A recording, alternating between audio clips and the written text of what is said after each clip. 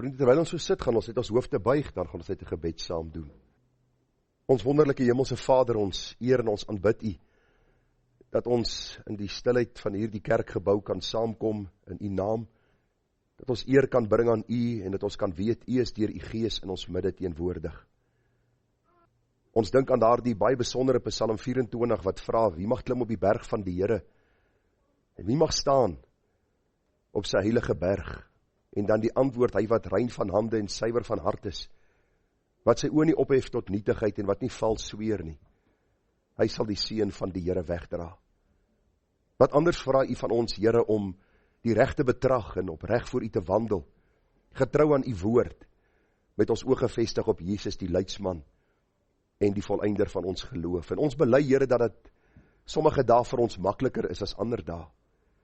Sommige dae voel dit vir ons is meer as oorwinnaars, en ander dae voel dit vir ons, gaan ons dit ooit maak. Maar in alles bly U getrou, want U sê die goeie werk wat U in ons begin het, sal U volëindig. Dis nie ons wat op 'n goeie dag besluit het om 'n goeie werk in onsself te begin nie. Dis U, o God, wat in alle liefde en genade na ons neergebuig het, en ons uit die moddersluik van sonde kom uittrek het, ons op die rots Christus kom anker het, en vir ons gesê dat U ons veilig in die hemelse hawe sal aanbring. Dankie dat U vir ons die vaste beloftes in U woord gee, en in U is hulle ja en amen. Baie dankie vir Numeri 23 wat vir ons leer dat God is geen man, dat hy sou lieg of 'n mensekind, dat het hom sou berou nie, sou hy iets sê en dit nie doen, of iets spreek en dit nie waar maak nie.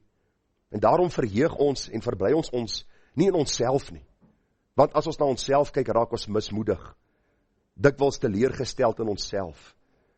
Maar Here, ons verbly ons vanmôre in U, die almagtige skepper van hemel en aarde, die een wat in liefde U seun gestuur het, om aan die vloekhout op Golgotha te sterwe, sodat elkeen wat in U glo nie verlore mag gaan nie, maar die ewige lewe kan hê. Dankie vir die kosbare, opsoekende gemeenskap van die Heilige Gees.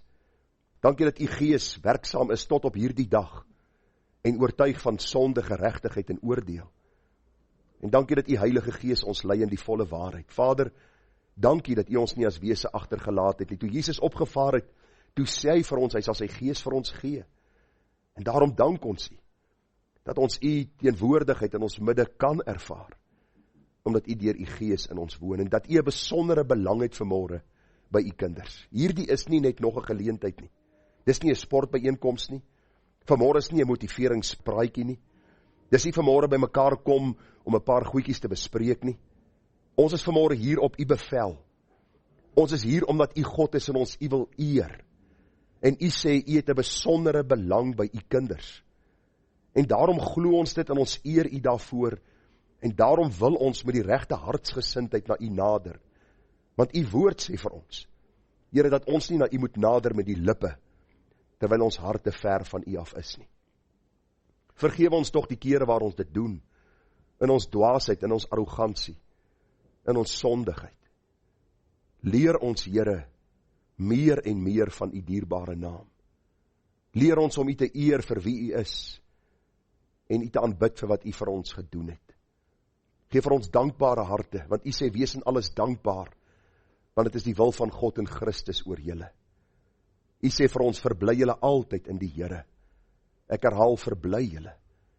En Here, ons as U kinders het vandag alle rede om die blyste mense op aarde te wees, die mees blymoedigste van alle mense op aarde. Want ons behoort aan U. U het ons gekoop. U het vir ons 'n hemelse heerlikheid gaan berei. En U het gesê, kyk, ek kom gou. En my loon is by my om elkeen te vergeld, soos sy werke sal wees. Seën ons vanmôre in ons samekoms, Here, en help ons om 'n seën vir ander te wees. Ook die vergadering wat hierna sal plaasvind, die braaigeleentheid, die samesyn, die kuier.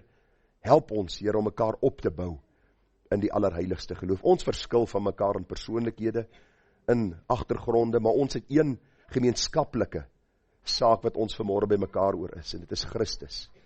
Hom as gekruisigde, ons ewige hoëpriester, die een wat vir ons intree by die Vader. Help ons, Here, dat ons dit ook met 'n blymoedige hart sal doen, om mekaar dan op te bou, en te weet dat ons mekaar se laste moet dra, en so die wet van Christus moet vervul. Gemeente, genade, Barmhartigheid en vrede word vir die geskenk van God, ons hemelse Vader, en ook van ons dierbare Here Jesus Christus, en word kragtig menigvuldig deur die werking van sy Gees ook hier by ons. Amen. Vriende, ek vra om die woord van die Here vanmôre saam met my oop te maak by Psalm 42 en 43. Ons gaan hierdie twee psalms saam lees, en dan gaan ons vanmôre 'n bietjie praat oor die gedagte, waarom is jy onrustig? Nou, terwyl ek lees, kan u kyk of u die teks van oordenking raak sien.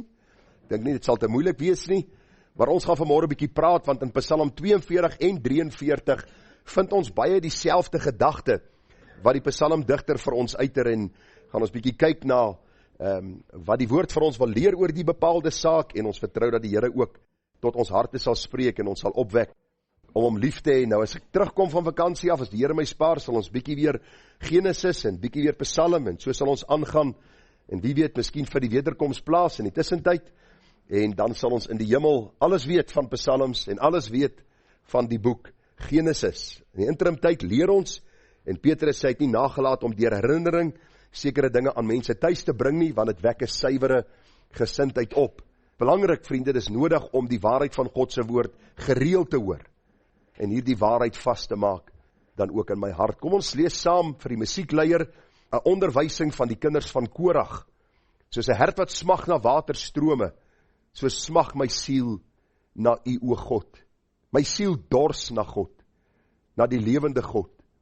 Wanneer sal ek ingaan en voor die aangesig van God verskyn? Ek vra jy, wanneer laas het u vir die Here gesê, Here, my vrou, my man, my kinders, my werk, my huis, my besittings, my pensioen, my aftrede, niks kan versadiging bring en bied soos u nie. Wanneer laas het u gesê, Here, ek dors na u?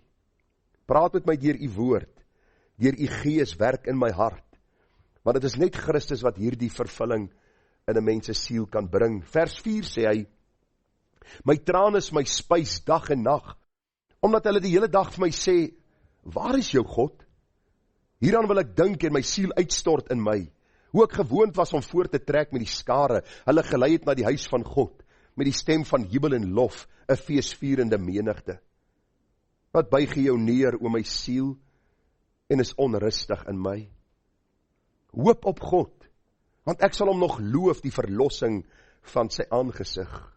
O my God, my siel buig hom neer in my, daarom dink ek aan u, uit die land van die Jordaan en die Hermons, van die klein gebergte af. Die vloed roep na die vloed by die gedruis van u waterstrome, al u bare en u golwe het oor my heen gegaan. Maar die Here sal oordag sy goedertierenheid gebied, en in die nag sal sy lied by my wees, 'n gebed tot die God van my lewe. Ek wil spreek tot God, my rots, waarom vergeet u my? Waarom gaan ek in die rou deur die vyande se verdrukking? Met 'n doodsteek in my gebeente smaat my teestanders my, as hulle die hele dag vir my sê, waar is jou God? Wat buig jy jou neer, o my siel, en wat is jy onrustig in my? Hoop op God, want ek sal hom nog loof, die verlossing van my aangesig en my God. Psalm 43, doen aan my reg, o God, en verdedig my regsaak teen 'n onbarmhartige volk. Red my van die man van bedrog en onreg, want u is die God van my toevlug. Waarom verstoot u my dan? Waarom moet ek rondgaan in rou gewaad deur die vyand se verdrukking?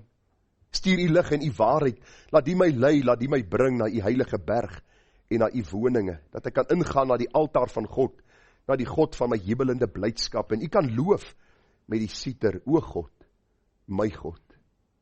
Wat buig jou neer, o my siel, en wat is jy onrustig in my? Hoop op God, want ek sal hom nog loof, die verlossing van my aangesig en my God. Wat 'n besondere twee psalms, en wonderlik om te hoor wanneer ons die woord van God lees, want wanneer ons die woord van God lees, praat God met ons. Die enigste boek in die wêreld wat geïnspireer is deur die Heilige Gees. As jy God se stem wil hoor, lees sy boek. En vriende, God het my die voorreg aangedoen om vanmôre te probeer om vir u te verklaar wat in hierdie teks staan. En mag die Here genade gee dat ons dan by die hart van hierdie waarheid uitkom. Die teks van oordenking vanmôre is dan Psalm 42:6 en 43 vers 5, soos ek glo afgelei het. Wat buig jou neer, o my siel, en is onrustig in my? Hoop op God, want ek sal hom nog loof, die verlossing van sy aangesig. Die tema vanmôre dan, waarom is jy onrustig? Waarom is jy onrustig? Nou geagte vriende, liewe broers en susters, as ons vanoggend gaan praat oor hierdie gedagte in Psalm 42 en 43, dan is dit net nodig om so bietjie 'n regte verstaan te kry van die twee psalms en die rede waarom ons hierdie twee psalms saamvoeg en dan ook hierdie twee psalms vir u saam gaan verklaar. U sien, Psalm 42 en 43 word verbind met hierdie verse soos aan u voorgehou as tekste van oordenking. Wat buig jou neer om my siel en is onrustig in my hoop op God, want ek sal hom nog loof, die verlossing van sy aangesig. Nou vriende, jy sal sien, Psalm 42 is 'n psalm van die kinders van Korag. Die Bybel is baie duidelik daaroor, maar daar is geen skrywer aangekondig in Psalm 43 nie. Baie interessant is, Psalm 42 se opskrif is heimwee na God en hoop op God. Dieselfde gedagte word deurgegee in Psalm 42 en Psalm 43. En baie van die bundels is Psalm 42 en 43 as een psalm geskryf. En tog vind ons dit in ons Bybel opgedeel in die twee psalms. En die hele gedagte, vriende, wat baie duidelik na vore kom is, dat dit nie vergesog sal wees om te sê dat die kinders van Korag ook Psalm 43 geskryf het nie. Psalm 42, die kinders van Korag, maar as ons sien hoe dit saam verbind word, is nie vergesog om te sê dat hulle ook Psalm 43 geskryf het nie. Baie interessant is, hulle het ook Psalm 44 tot 49 geskryf, Psalm 84 en 85, Psalm 87 en ook Psalm 88. En in my studie hierdie week was dit vir my geweldig interessant, en ek gaan so 'n bietjie geskiedenisles vanmôre vir u gee, en ek weet jy almal is baie lief vir geskiedenis, is mal oor geskiedenis, en op 'n stadium, na ek een boodskap gebring het, vra ek vir my vrou, hoorie, was die boodskap daarom vanmôre redelik in lyn? Sy sê, ja, het was nie te bad nie, maar die geskiedenis was baie. En vandag is sy baie lief vir geskiedenis deur daai boodskap wat ek gepreek het. So ek hoop dat u vanmôre saam met my bietjie deur die geskiedenis gaan, want ons moet eers verstaan wie die kinders van Korag is, voor ons die psalm regtig sal verstaan. Want u sien, die kinders van Korag word vir ons geskryf dat hulle hierdie psalm deurgegee. Hierdie psalm was gesing gewees. Hierdie psalm was deel gewees van die liedere wat hulle gesing het. En ons moet vanmôre bietjie gaan kyk na hierdie psalm, Psalm 42, en dan gaan ons 43 saam deurwerk onder die tema dan, waarom is jy onrustig?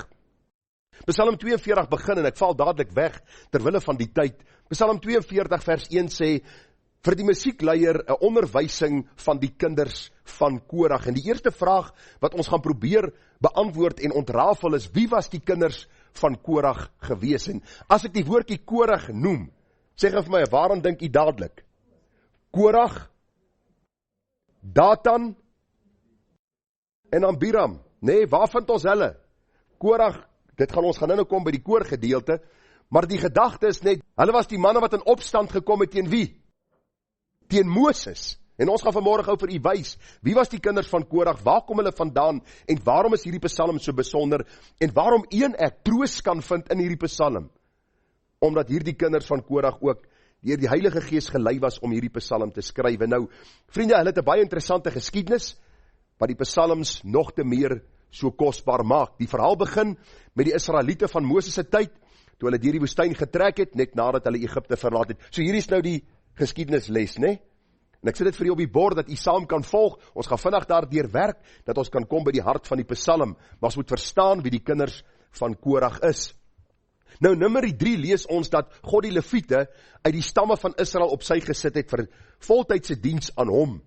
Nou, hulle is georden om te sorg vir die tabernakel en al sy werktuie, asook die verbondsark, en slegs die nageslag van Aaron was egter toegelaat om as priesters te dien. Sê gou vir my, hoeveel stamme was daar in Israel? Julle lees Bybel, ek kom agter, daar sê, nou is ek by. Ok, slegs die nageslag van Aaron was toegelaat om as priesters te dien.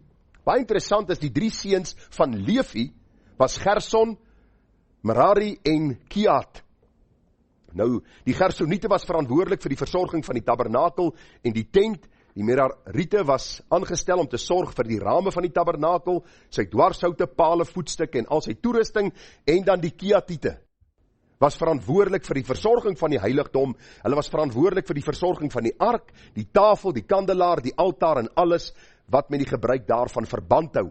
Hulle was onder die direkte toesig van Eleazar, die seun van Aaron. So is by, né?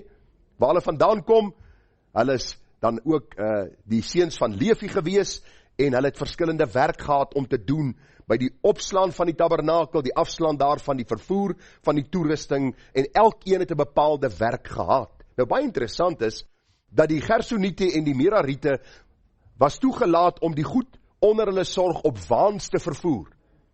Maar die Keatiete moes hulle goed gedra het. Hulle moes op hulle skouers gedra het. En nou leer die Bybel vir ons in Numeri 4 vers 15, dat baie van die Keatiete het hierdie taak begin minag en die rol van die priesters begin begeer. Dink mooi aan wat hier staan. Ons is baie keer soos die Keatiete. Waarom? Ons is nie tevrede met die lot wat God oor ons lewe beskik nie. Ons begeer altyd 'n ander se werk. Ons is ontevrede met dit wat ons tans het. Ons is nie tevrede waar ons bly nie, wat ons ry nie, waarheen ons gaan nie. Ons is altyd begeerig na iets meer, en dis presies wat met die Keatiete gebeur het. Die priesters moes die heilige voorwerpe in spesiale bedekkings toegedraai het, voordat dit vervoer was, en die Keatiete moes die goed op hulle skouers gedra het, en op 'n stadium toe kom hulle na Moses, en hulle sê vir Moses, luister, ons is nie tevrede met dit wat God aan ons toebedeel het nie. U sien, Korag was die kleinseun van Keat. Hy het saam met 'n groep Rebenitiese ontevredenis begin opstaan, naamlik Datan en Abiram, en trots het hulle 'n groep van 250 mans bymekaar laat kom, om die reg van Moses en Aaron op die priesterskap uit te daag, Numeri 16. Die Bybel leer vir ons, Moses het die opstandige manne geroep, om voor God te staan en wierook te brand. God het Moses gewaarsku om die vergadering te laat weet, om weg te kom van Korag, Datan en Abiram, hulle huishoudings en die ander rebelle. En nou sê die Bybel vir ons in Numeri 16 wat gebeur het. Kom ek lees vir u. Numeri 16:28. Toe sê Moses, hieraan sal julle weet dat die Here my gestuur het om al hierdie werke te doen, dat hulle nie uit my eie hart is nie. As hierdie mense sterwe, soos alle mense sterwe, en met die besoeking van alle mense besoek word, dan het die Here my nie gestuur nie. U moet die prentjie nou kry. Hier staan die klomp Israeliete. Hier staan Moses en Aaron, 2. Hier staan hierdie 250 mans, en hulle sê vir Moses en Aaron, wie het julle aangestel? Waarom dink julle is beter as die ander? U moet hierdie prentjies sien, want God praat met ons in prentjies. Hy wil hê ons moet sien wat gebeur, en dat hy 'n heilige God is. Die Bybel sê, nadat Moses dit gesê het, sê in vers 30, maar as die Here iets nuuts skep, en die grond sy mond oopmaak en hulle verslind, met alles wat aan hulle behoort, en hulle lewendig na die doderyk afdaal, dan sal julle weet dat hierdie manne die Here verag het. Luister, as ons ongelukkig is oor ons situasie, verag ons God, dan sê ons vir hom indirek, luister, u weet nie wat u doen nie. Ek haat my lewe, ek haat my omstandighede, u beter dit verander, anders is daar moeilikheid. U dink miskien vanmôre, Jesus, maar jy praat dan maar woorde, en ons sal nooit so iets vir God sê nie. God ken ons hart nog voor ons 'n woord voor hom uitspreek. Moses het klaar gepraat, en hoor wat staan hier. Sien jy die prentjie? 250 met hulle rookpanne, wat hulle voor God hierdie wierook wil brand, hierdie offers wil bring, sien jy die skare? Toe hy al hierdie woorde klaar gespreek het, skeer die grond wat onder hulle was. Dink aan die geluid, dink aan die gebeurtenis. Die aarde begin bewe, en die aarde begin oopmaak, die aarde skeer van mekaar af weg.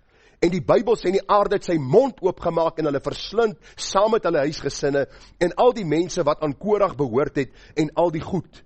Toe die vuur van die Here uitgegaan, en die 250 man verteer, wat die reukwerk gebring het. Luister, ons aanbid nog dieselfde God. Omdat ons nie vandag sien, hoe die aarde oopskeer nie, omdat ons nie sien hoe die vuur uit die hemel kom, en goddelose mense verdelg nie, dink ons, God het 'n softie geword, verskoon die uitdrukking. Ons dink hy's nou soos ons. En dis die probleem wat hier na vore kom. U moet sien waar die kinders van Korag vandaan kom. Hoe God hierdie groep besoek het met sy toorn, en daarna hoe God sy genade aan hulle bewys het. Luister, terwyl daar die manne afval in hierdie aarde in, die geroep, die geskree, volgende oomblik toe kom God se vuur, want God is heilig. Ek wil jy moet vanmôre weet, hy's nie ons speelmaat nie. Hy is 'n heilige God, en dis die God met wie Korag, Datan en Abiram te doen gekry het. Nou vriende, die Bybel is baie duidelik vir ons, dat God ook genadig en barmhartig is. Want jy sien, alhoewel Korag, Datan en Abiram gesterf het in hierdie oordeel van God, sien ons later, na 7 opeenvolgende geslagte, het die profeet Samuel opgestaan uit die geslag van Korag. Wat 'n genadige God. Wat 'n genadige God. Waarvan die geslagregister opgeteken is in 1 Kronieke. Hoor verder.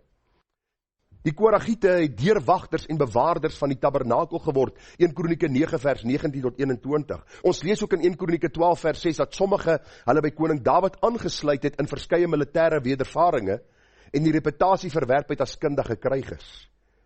En dan seker vir my die merkwaardigste ding is, om op te let oor die seuns van Korag, is dat hulle gedurende die tyd van koning Dawid die groot leiers in koor en orkesmusiek in die tabernakel geword het. Is dit nie 'n genadige God nie? Mense sê, man, ek dra die bloedlyn vloek van my pa en my ma. Watter klomp nonsens dink hierdie charismate net nie uit nie. Hulle het altyd 'n nuwe ding waarmee hulle mense besig hou. Die Here sê hy besoek die sonde aan die geslagte wat met hierdie sonde bly voortgaan. As die kinders van Korag in rebellie teenoor God bly opstaan het, het God hulle bly besoek met sy toorn. Maar ons sien God se genade, dat hulle nie net hierdie profeet Samuel uit hierdie geslag kom nie, of uit hierdie stam kom nie, maar ook dat die deurwagters, dat hierdie mense wat leiding geneem het in die leiers was in die koor en dan ook in die orkesmusiek. Nou, vriende, dis die agtergrond van hierdie baie besondere psalm. En ek glo dis 'n baie besondere gedagte om net te dink aan God se genade oor hierdie mense. Dit bring ons by ons tweede gedagte, die psalm en die strekking van hierdie psalm.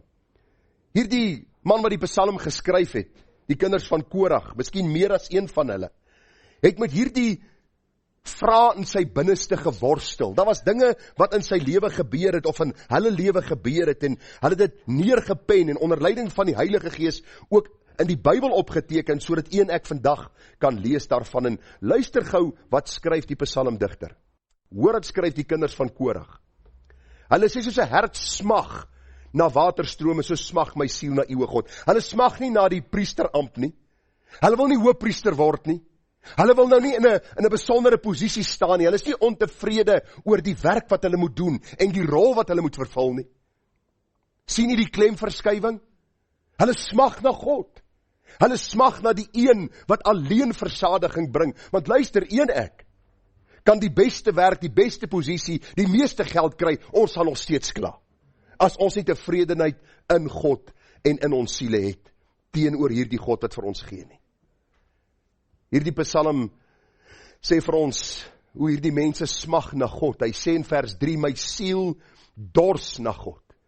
Nou onthou, hulle het hom geskryf, in die area waarin hulle gebly het, was dit droog, dit was warm. Die skape het geloop en gewei en hulle het gebler. As daar 'n dors was, het die herder hulle gelei na water. Hierdie psalmdigter sê, hier is die beeld, ek sien hierdie skaap, hy's dors, hy bler, hy smag na water. Net water sal sy dors kan les. Hy sê ek het dieselfde dors na God. Daar's 'n geestelike dors in my siel. Hy praat van sy trane was sy spys dag en nag, omdat hulle hom vra, waar is jou God? Wat buig jou neer om my siel en is onrustig in my. Vriende, ons kan baie duidelik in hierdie psalm sien dat die skrywer van die psalm, of dan as dit meer as een van die kinders van Korag was, in 'n geweldige geestelike droogte tyd hulle self bevind het. Luister, ons is nie altyd op die berg van verheerliking nie, stem nie saam? Ons is nie altyd daar bo nie. Ons is nie altyd daar waar Jesus en Elia verskyn en ons wil hitte bou en sê, Here, kan ons nie saam hier wees en op hierdie berg van verheerliking U aanbid nie. Ons is nie altyd daar nie.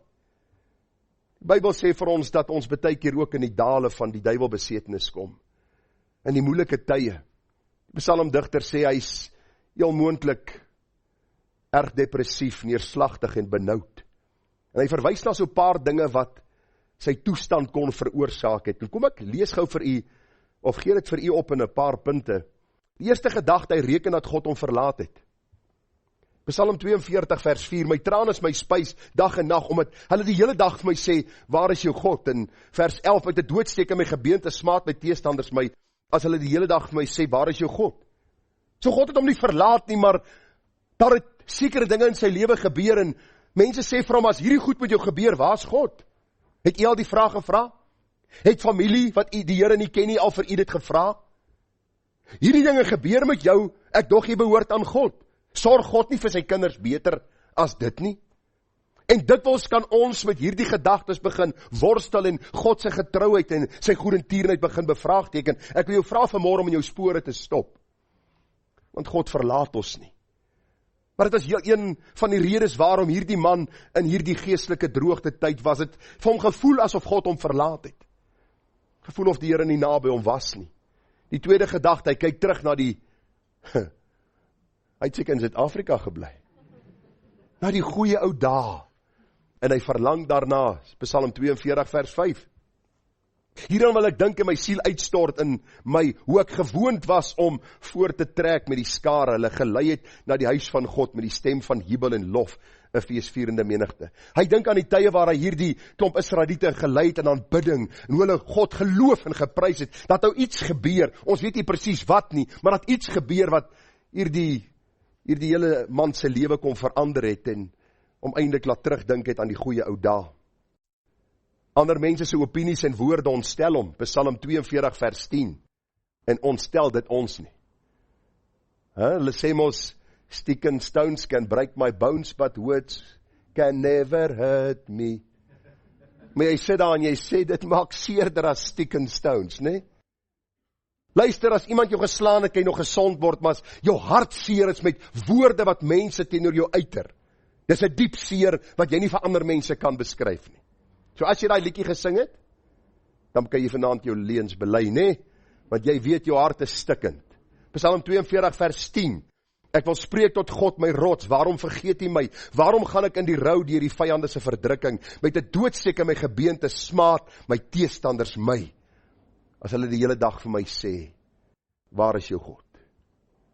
Daar is nog 'n gedagte wat ek raak gesien het, hy word verswelg deur al die dinge wat met hom gebeur en wat die Here oor sy lewe toelaat. Ek hoor baie keer kinders van die Here sê, toevallig het hierdie week hierdie ding en daai ding met my gebeur. Daar's nie toeval in 'n kind van God se lewe nie. Jy loop nie iemand toevallig in die dorp raak nie. Daar gebeur nie toevallig iets dat jou kar breek en jy het 'n ongeluk vermy nie. Daar gebeur niks toevallig in die kind van God se lewe nie. Selfs die haar wat nou van jou hoof afval, wat jy nie eers van weet nie, het God beskik en bepaal. Dis die God van die Bybel. Tog is die kinders van Korag verswelg deur al die dinge wat met hulle gebeur en wat die Here oor hulle lewe toeraad. Hoor dit staan in Psalm 42 vers 8. Die vloed roep na die vloed, by die gedruis van u waterstrome, al u bare en u golwe het oor my heen gegaan. Met ander woorde, die duidelike gedagte is, Here, u laat dinge oor my lewe toe en is vir my amper te veel om te dra. Hoe dikwels sê ons dit nie vir die Here, en die Here, en ek het dit vir die Here al gesê, kom ek doen belydenis voor u. Gelukkig hoef ons nie te betaal soos in die Romeinse kerk nie. So my geld is veilig. Maar hoe dikwels sê ek vir die Here, Here, maar dit voel vir my of u my bo my krag te versoek. Here, kan ons nie so 'n bietjie time out nie. Dit raak vir my net te veel nou. Die Here antwoord 'n mens genadiglik nie in jou dwaasheid, wanneer jy hierdie goed uiter nie. Want ons dink, vriende, as ek 'n ingroei toonaal het, dan is die beproewing vir my te veel. Of as ek my naam miskien ingeskeer het, toe ek golf gespeel het, en ek het per ongeluk my sak gevat, en dan dink myself, hier's bloed, kan jy glo? Is daar 'n pleister? Moet ek die dokter toe gaan nie? Ons as mens is baie tingerig in die dag en tyd waarin ons onsself bevind. Ons dink die Here kom ons geweldig te na, as my kar miskien gestamp is, of miskien 'n papwiel kry, of ek die pothole nie gesien het nie. Ek wil vir u sê, daar is baie tye in ons lewe, wat ons dieselfde beleef as die kinders van Korag. Ons as mense gaan deur baie op en af tye, vriende.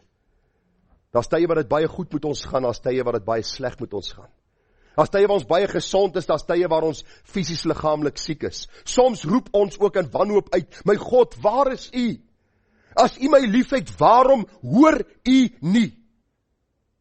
En U kan maar eerlik wees, ons vra dit dikwels in ons harte of daar in ons binnekamer, waar niemand hoor nie, want ons probeer meer geestelik onsself voorgee as wat ons is. Ons wil nie ander mense moet dink ons is geestelik swak nie. Luister, laat ander mense dink wat hulle wil. God wat my ken weet. Somtyds roep ek om hulp, Here, waarom help U nie? En ek wil U vanmôre sê, as U deur hierdie goed gaan, is U nie siek nie. U hoef nie na 'n sielkundige toe te gaan nie. U is nie endogeen depressief nie. U is nie manies depressief nie. U is nie bipolêr nie. U is nie ADHD nie. U is niks van hierdie goed wat die wêreld sê ons is nie. Jy is mens. Jy's in 'n gefalle wêreld en jy beleef op en aftye, en dikwels is die rede waar ons aftye beleef, omdat ons nie naby aan God bly nie. Daarom begin die psalmdigter met, my siel dors na God, dat net God kan die leemte vul, wat ek graag wil vul met alles en almal. Die jong meisie dink, as ek net daai man kan kry. En so 3 maande na die troue, dink sy by haarself, man, kan ek so stupid gewees het. En dan net vice versa. Of as ek net daai werk kan kry, as ek net daai kar kan kry. Ek het even praat gister oor 'n saak van 'n ou wat gesê het, ek wil net daai kar, hulle gemaak 'n hengse klomp skuld. Praat van 600-700 000. Paar weke later, weg is die enjin. Ja, wat sal 'n ou sê oor al hierdie dinge?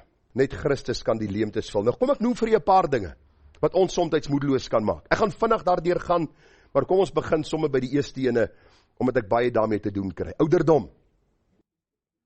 Ek voel niks meer werd nie. Niemand het my meer nodig nie. Dan steek ek my ou kersiekie op en ek maak my teekie en die trane loop. Stoksiel alleen op 'n Saterdag aand. OK.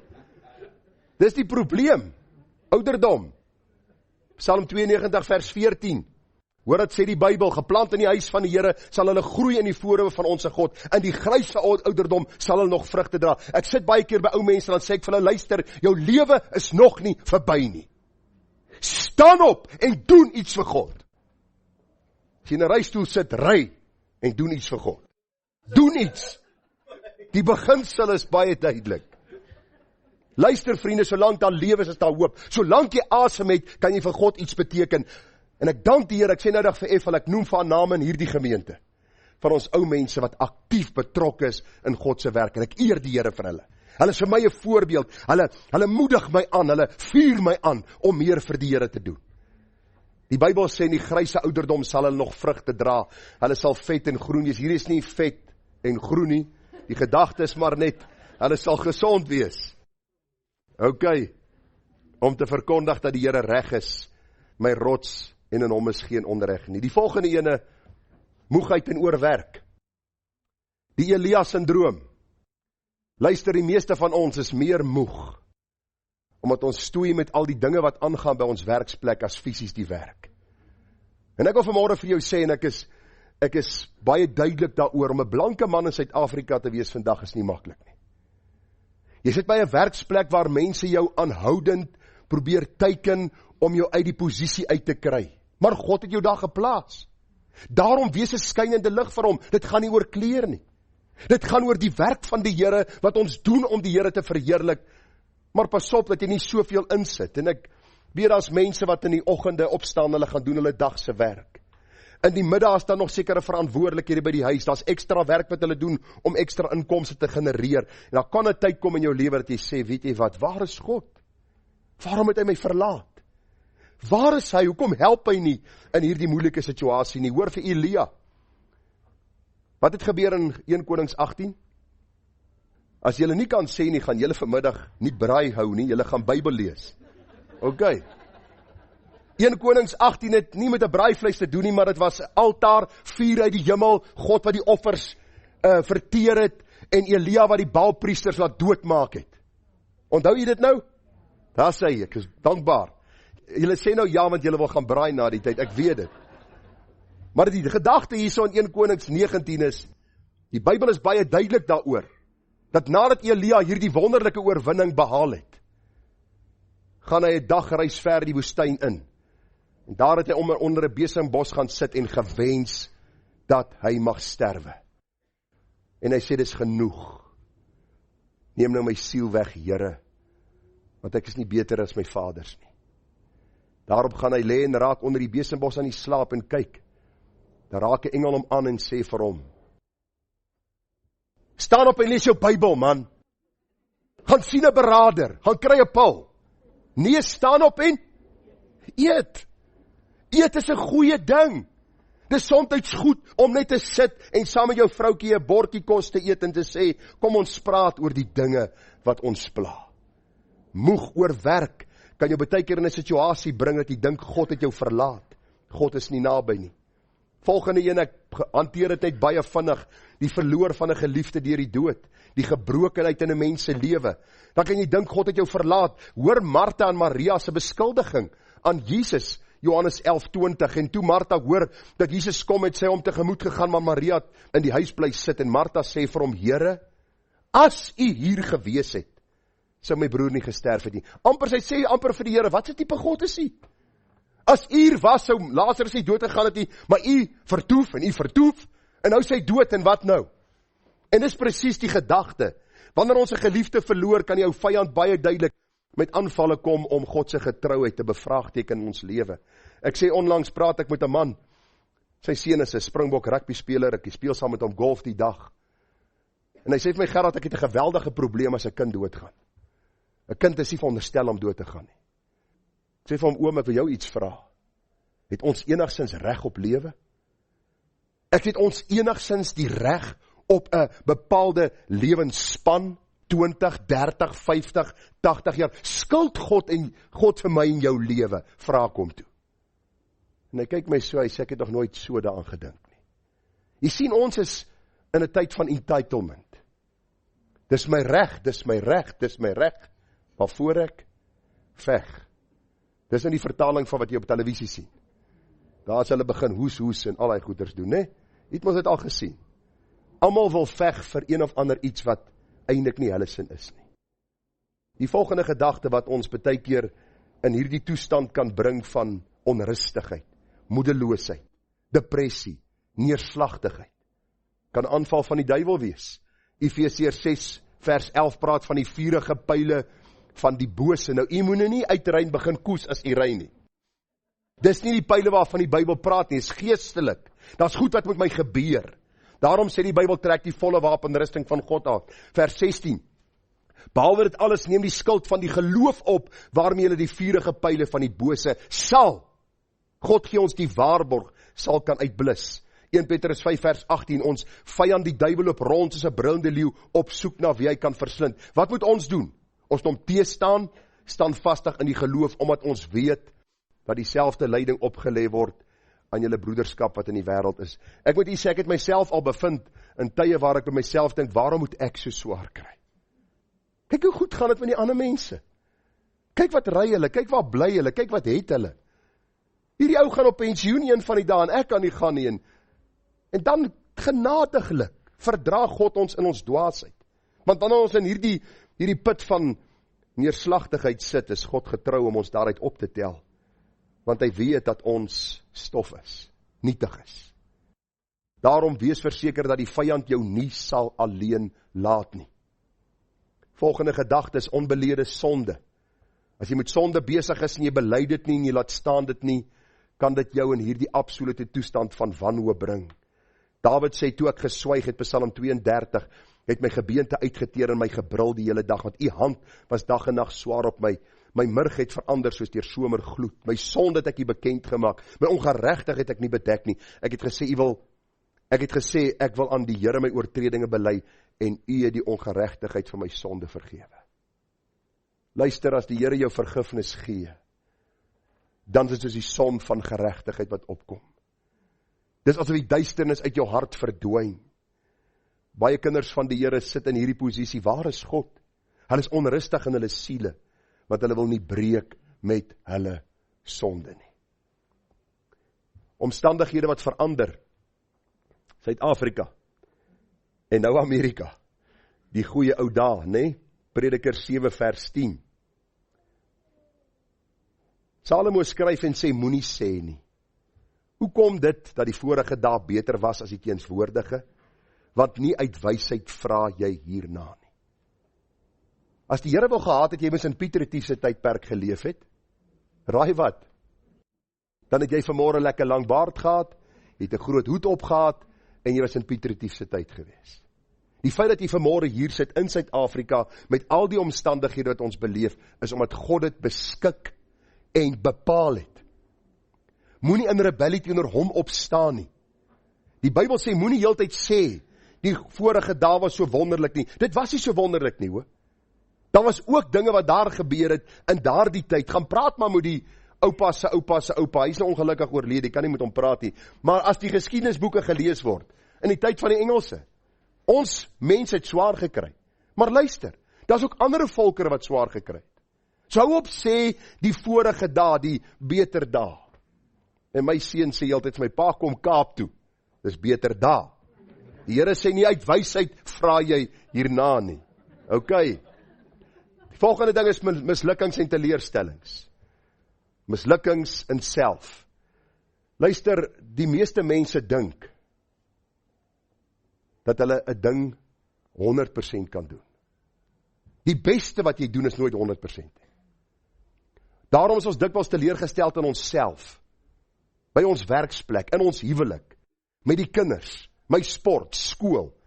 En Habakuk sê vir ons, as die vyeboom nie bloei nie, en die wingerdstokke geen vrug oplewer nie, drag van die olyfboom sal teleurstel, en al hierdie goed sal gebeur, wat sal hy doen? Nogtans sal ek jubel in die Here. U sien, mislukkings en teleurstellings sal kom. Hoor wat sê Paulus oor sy eie geestelike lewe. Hy sê, nadat hy sê, die goeie wat ek wil doen, doen ek nie, die kwaad wat ek nie wil doen, dit doen ek. Hy sê, ek elendige mens, wie sal my verlos van die liggaam van hierdie dood? Ek dank God deur Christus Jesus ons Here. Mislukkings en teleurstellings sal oor jou en my pad kom. Gespanne verhoudinge met mense wat eens jou vriende was. En nou is daar niemand wat gesê het, amen. Daarop nie. Dan had u miskien nie self weggegee. Maar u weet hoe seer dit is. Psalm 41:10, selfs die man wat met my in vrede lewe op wie ek vertrou het, wat my brood eet het die hakskeen teen my opgelig. In die bediening moes die Here my kom leer het. To have one blind eye and one deaf ear. Luister, mense kom so naby aan jou, jy spandeer tyd aan hulle, jy spandeer soveel energie om hierdie mense deur hierdie proses te help, en dan drop hulle jou, soos iemand gesê het, soos laas maand, se py, nee? Maar die gedagte is net om die Here te vertrou. Mense wat in jou huis inkom, mense wat saam met jou praat, mense wat hulle self voordoen as vriende van jou. Psalm 55 vers 13, want dit is geen vyand wat my smaad nie, anders sou ek dit kan dra. Dit is nie my hater wat hom teen my groot maak nie, anders sou ek my vir hom wegsteek, maar jy, 'n man soos ek, my vriend en my vertroude, ons wat innig met mekaar omgegaan het, in die huis van God gewandel het, met die woelige skare. Dit maak seer. Daarom kan hierdie goed ons bring op 'n punt wat ons amper half in mismoedigheid, in moedeloosheid, onsself bevind. Vir onsself die vraag vra, waarom is my siel onrustig in my? Nou is daar baie interessante dinge wat nou 'n baie interessante wending wat plaasvind. Die derde punt, en ek het nie 'n fout gemaak wat ek hier geskryf het nie.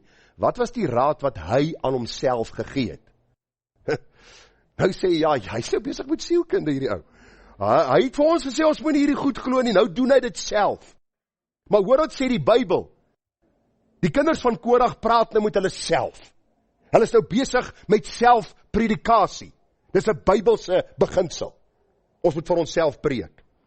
Hoor wat staan hier, vers 5. Hieraan wil ek dink, en my siel uitstort in my.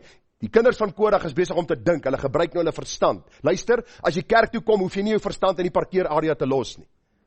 Jy gaan nie rillings en ervarings en rondkrul en rondkruip nie.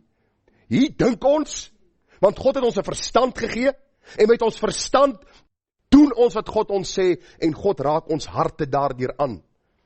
Hy sê, ek wil dink aan hierdie tye waar ek die volk gelei het. Nou vers 6, vra hy vir homself die vraag, wat buig jy jou neer, o my siel, en is onrustig in my? Nou gee hy vir hom 'n antwoord, hoop op God, want ek sal hom nog loof. Vers 9, maar die Here sal oordag sy goedertierenheid gebied, In die nag sal sy lied by my wees. Onthou, hy praat met homself. Hy sê, waarom is jy onrustig? Want God gaan A, B, C, D en E doen, vers 3. Stuur die lig en u waarheid, laat die my lei, laat die my inbring. En ag vriende, die hele gedagte wat hier na vore kom, is dat die psalmdigter met homself praat. Hy herinner homself aan die waarhede van God se woord, aan God se getrouheid, en al hierdie dinge wat van belang is. Hoor gou, ek som dit vir u op. Hy sê vir homself, waarom is jy onrustig in jou? Waarom is daar onrustigheid in jou siel? Waarom is jy so te neergedruk, so depressief? Die antwoord is hoop op God, want ek sal hom nog loof. God se getrouheid was deel van sy denke, maar die Here sal oordag sy goedertierenheid gebied. Gebed was sy toevlug. 'n Gebed tot die God van my lewe, staan in die Psalm. Spurgeon sê, much prayer, much in heaven. Die feit dat ons so min bid, dis kom ons so baie aardse probleme beleef, neerslagtigheid en al hierdie dinge wat daarmee gepaard gaan. Hy sê verder, die woord is sy anker. Here, stuur u lig en u waarheid, laat die my lei, laat die my bring na u heilige berg. God se huis is sy beskutting. Hy sê dat ek kan ingaan na die altaar van God. Die man Paul Tripp skryf, hy sê, preaching the gospel to ourselves is a spiritual discipline that is both proactive and reactive. Hy sê, en ek vertaal, voor ons in moeilike situasies kom, en terwyl ons onsself daarin bevind, het ons nodig om vir onsself te preek. Nou Paul Tripp raai aan, dat ons dit 'n daaglikse praktyk in ons lewe sal maak, en hy haal so 'n paar dinge uit wat hy sê ons moet op klem lê. Die eerste plek, ons moet seker maak dat ons fokus op die heerlikheid van God, sy majesteit, sy heiligheid, en dat hy die doel van ons bestaan is. Onthou wie ons is as God se kind. Rus in sy krag en voorsiening. Tree op in vaste vertroue op hom. Luister vriende, jou en my stryd gaan nie ophou nie. Daar is nie 'n tweede genadewerk waar die inwonende sonde uitgehaal word en daar nou 'n wit vlag in jou hart gehuis is en die duiwel sien hoe wapper die wit vlag en hy sê ek gaan verbygaan nie. Vergeet daarvan. Tot die dag van jou dood sal die hart hierdie sonde produseer waarteen jy 'n stryd moet voer en deur die krag van die Gees sal jy oorwin. Vanmôre toe ek wakker word, sê ek, Here, in die krag van u Gees kan ons sonde oorwin. U het ons nie as wese agtergelaat nie. Daarom praat met jouself. Maak seker nie almal hoor jou nie. Daar kan miskien 'n mooi wit jas vir jou gegee word. En jy kan na 'n plek gevat word waar jy nie graag wil wees nie. Maar is goed, praat met jouself. Ek sê dit was vir myself, ek kyk my tyd self in die spieël en sê ek, jy Gerard Bekes. Jy. En dan die res rossels. Maar die gedagte is net, dit gaan oor geestelike groei. 1 Korintiërs 10 vers 13. Geen versoeking het julle aangegryp behalwe menslike nie, maar God is getrou. Luister, die kinders van Korag moes agterkom, dat net God die leemte kan vul. Omstandighede kom en gaan, dinge gebeur in 'n mens se lewe, ons kan dit nie verhelp nie, maar een ding is waar, en seker, God is getrou. Hy sal nie toelaat, dat julle bo julle kragte versoek word nie. Maar as jy saam met die versoeking ook die uitkoms gee, sodat jy dit kan verdra. Dink maar aan hierdie klein seentjie van jou wat daar speel. Nou kom groter maatjies en hulle wil die karretjie vat. En die kleintjie begin huil. En die pa stap nader en hy sê, kan ek help? Ag nee oom, is nie nodig nie. Ek het net gekyk hoe lyk jou seun se karretjie. Die beginsel wat ek vir u wil stel. As 'n pa so omgee vir sy kind, om sy kind te versorg en sy kind te beskerm, hoeveel te meer sal God nie ons in hierdie stryd bewaar nie. Hy sê hy sal nie toelaat dat die duiwel ons bo ons kragte versoek nie. Dat ons sonde uit proporsie gaan nie. Dat ons wandel met God van koers gaan nie. God tig ons weet, God stuur ons in die regte rigting en God se tigtiging is soms baie seer. Maar die psalmdigter is besig om homself raad te gee. En hy sê vir homself, dink aan God se getrouheid. Ek sluit af, Klaagliedere 3:19. Dink aan my ellende en my omswervinge, of my omswerving, aan die wilde als en die gif. Dink die wilde als en gif is so lekker soos kook? Seker nie. So in ander woorde, die Klaagliedere, die boek Jeremia, of Jeremia skryf die boek Klaagliedere, hy staan bekend as die profeet van trane. Hy sê, luister, my lewe is soos wilde as, is 'n bitter lewe. Ek het geweldig stryd. Hy sê, as my siel terdee daaraan dink, weer 'n keer hy dink, hy gebruik sy verstand, dan buig hy hom neer in my. Nou weer eens, dit sal ek ter harte neem, daarom sal ek hoop. Dit is die goedertierenhede van die Here, dat ons nie omgekom het nie. Sy barmhartighede het geen, glo jy dit? Het geen einde nie, as jy sy kind is, as jy weergebore is, as jy wandel saam met hom, sy barmhartighede het geen einde nie. Hulle is elke môre nuut. So jy het nie die môre nodig om op te staan in hierdie swartgalligheid, in hierdie depressie, in hierdie neerslagtigheid nie. Jy hoef nie die môre op te staan en te sê, waarom is my hart onrustig in my nie? Nee, ek hoop op God. Ek weet sy barmhartighede is nuut elke môre, u trou is groot. En soms gaan dit wees van die môre tot die aand, dat jy hierdie goed vir jouself oor en oor moet sê, dat jy daar die kuil van swartgalligheid kom, om werklik die lig te sien, die lig van God se geregtigheid wat oor jou skyn. Vers 24, die Here is my deel, sê my siel, daarom sal ek op hom hoop. Goed is die Here, goed is die Here, vir die wat op hom hoop, vir die siel wat hom soek. Dit is goed om in stilheid te hoop op die hulp van die Here. Gister het van ons vriende sy dogter getrou en sy het voor ons groot geword, toe ons daar in die Namakoland area was. Pragtige jong meisiekind nou, getroud. Maar ek sê vir Ethel, as ek die fotootjies kyk, ek vir u sê, sy is in verwondering oor hierdie man, ridder op die wit perd. En ek dink vir myself, wanneer laas is ons so in verwondering oor ons God? As jy lief is vir iemand, spandeer jy tyd aan hom, aan haar. Daar is iets wat jy van jouself gee vir hulle. As dit kom by die Here, is dit amper soos 'n groceries lys. Here, ek wil dit en dit en dit en dit, en maak dit gemaklik, asseblief sorteer hierdie goed uit, dat ek kan aangaan met my lewe. Nee, jy sal onrustig in jou siel bly. God neem nie die agtersitplek in nie. Hy is in beheer van jou lewe. Jy behoort aan hom, soos ons 'n paar weke terug gesien het. Ons vat gou saam, ons het vanmôre gekyk na die kinders van Korag, wie hulle was, ons het gesien hulle hartseer geskiedenis, hoe Korag, Datan en Abiram in hierdie oordeel van God gesterf het. 7 geslagte later Samuel, ons het gesien hoe God hulle dan later in die tempel gebruik het met die koorsang en die musiekinstrumente en alles. Tog kom hierdie psalmdigter en hy is op 'n punt waar hy onrustig is. Dit voel of God hom verlaat het. Verskillende dinge wat hy dink gebeur met hom en hy voel amper maar, waarom laat die Here al hierdie dinge oor my lewe kom? Kan daar nie maar 'n einde aan alles kom nie? Kan daar nie 'n time out wees nie? Jammer vir die Afrikaans. Maar die gedagte is net, die Here het hom genade gegee en hy het vir homself gepreek en mag die Here genade gee, dat ons vir onsself sal preek. Ja, onsself sal herinner aan God se getrouheid. Kom ons bid dat die Gees van die Here ons sal lei in die ooptes, waar ons roem in die Here se getrouheid. Psalm 73, 25. Wie kan gou vir my sê, wie het hierdie psalm geskrywe? Asaf. Almal ken hierdie psalm. Hoekom? Want Asaf sê, my voet het amper gegly, toe ek om my kyk. Ek het amper moedeloos geraak. En hy sluit sy psalm af en hy sê, weet ek buiten u in die hemel. Ek wil vanmôre vir jou sê, jou vrou sal jou teleerstel. Jou man gaan jou teleerstel. Jou kinders, verseker. Jou werk, jy kan jou gelde opsit.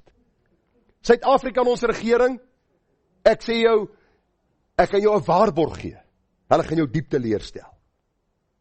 Daarom weet ek buiten u in die hemel, want ek kan jou waarborg, God sal jou nooit begewe, hy sal jou nooit verlaat, hy sal jou nooit teleerstel nie. Weet ek buiten u in die hemel, nou, buiten u begeer ek ook niks op die aarde nie.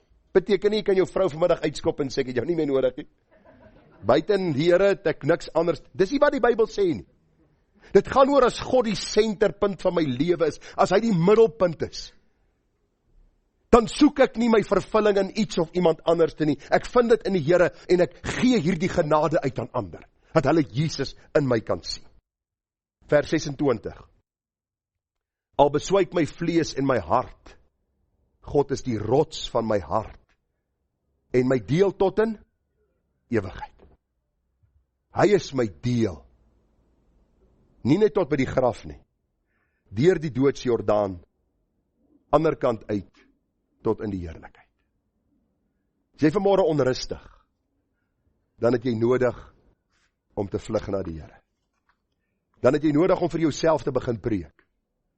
Jou te herinner aan God se beloftes, aan God se waarheid. En mag die Here genade gee dat hy ons in die ooptes bring, waar ons nie sal klaar murmureer oor ons lot, oor ons omstandighede, oor die swaar las wat ek moet dra nie. Maar dat ons God sal eer, dat hy die beskikker van ons deel en lot is, dat hy ons ook sal lei na waters waar rus is. Kom ons bid saam.